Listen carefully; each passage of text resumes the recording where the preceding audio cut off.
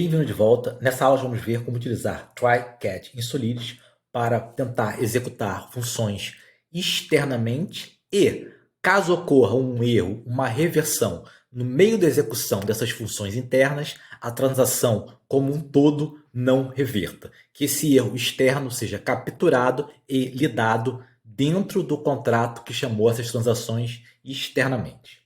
Bom, vamos ver isso aqui no código.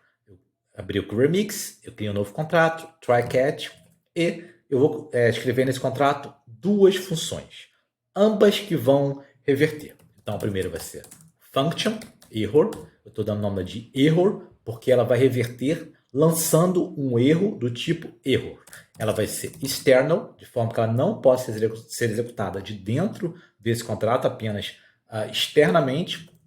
E para garantir que essa transação vai reverter, eu vou colocar require falso. Então a condição é sempre falsa, então ela sempre vai reverter. E que eu vou botar reverteu só para botar um texto. Vou colocar uma outra função, function panic, porque essa função vai lançar um erro do tipo pânico. Ela também vai ser externo, só vai poder ser executada externamente. E aqui eu vou colocar assert falso. Então, essas duas funções, elas sempre lançam um erro, porém, essa primeira vai lançar um erro do tipo error, e essa outra vai lançar um erro do tipo panic. E agora eu vou escrever uma função que vai invocar uma ou outra função, ou essa erro ou a panic. Vou colocar invoca, ela vai ser pública, public, e ela vai retornar uma string memory. Então eu vou começar invocando essa função error. Eu posso invocar essa função error externamente, como se eu tivesse como se fossem dois contratos diferentes, eu estou invocando um através do outro. Para isso eu utilizo this.error. Ponto e vírgula. Ele avisou aqui porque eu não estou retornando nada. Porém, essa transação vai reverter. Vai reverter por quê? Porque aqui está revertendo, então estou invocando uma função que reverte, então a transação toda vai reverter. Vamos ver isso. Vou aqui fazer o deploy. Vou executar a função invoca.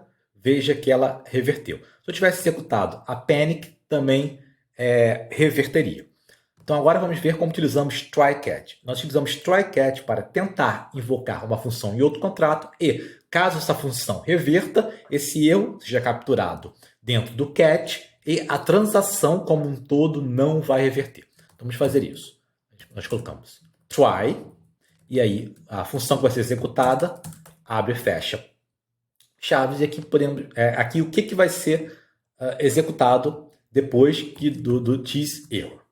Por enquanto nada, a gente não vai executar nada. Eu estou mais interessado em utilizar o catch para pegar esse erro. Então vamos colocar catch, e aí nós podemos pegar esses dois tipos de erro, erro e panic. Então vamos primeiro pegar quando der error. Então quando acontecer um error, e esse erro ele volta uma string memory, poderia utilizar, por exemplo, mostrar o erro que voltou, o texto, mas eu não vou fazer isso.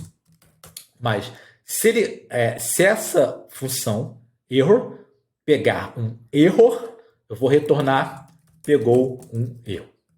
Pode vir. E se ao invés de pegar um error, ela pegar um panic, e o panic ele retorna um int256, eu vou retornar return pegou um pânico. Bom, quando a gente executou this error diretamente, a transação como um todo reverteu. Vamos agora fazer o deploy e executar a invoca novamente. Invoca. Veja que agora a transação não reverteu. A transação foi executada com sucesso, mesmo que uma reversão tenha acontecido.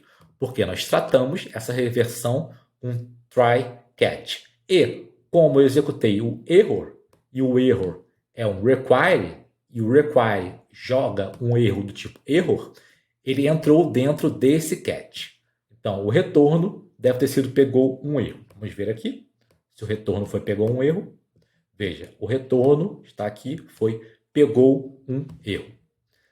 Se ao invés de executarmos o erro, executarmos o panic, a função panic usa um assert. O tipo de erro do assert é panic. Então vamos ver que ela deve executar o que está dentro desse segundo catch. Então eu vou alterar aqui, em vez de executar o erro, Eu vou executar a função panic, vou fechar, vou fazer o deploy desse novo contrato. Vamos clicar em invoca.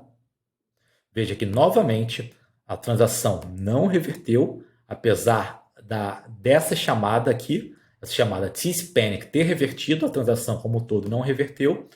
E para ver aqui o que foi executado foi o que estava dentro desse segundo cat. Vamos diminuir aqui, ver o retorno. Veja que o retorno está aqui. O retorno pegou um pânico.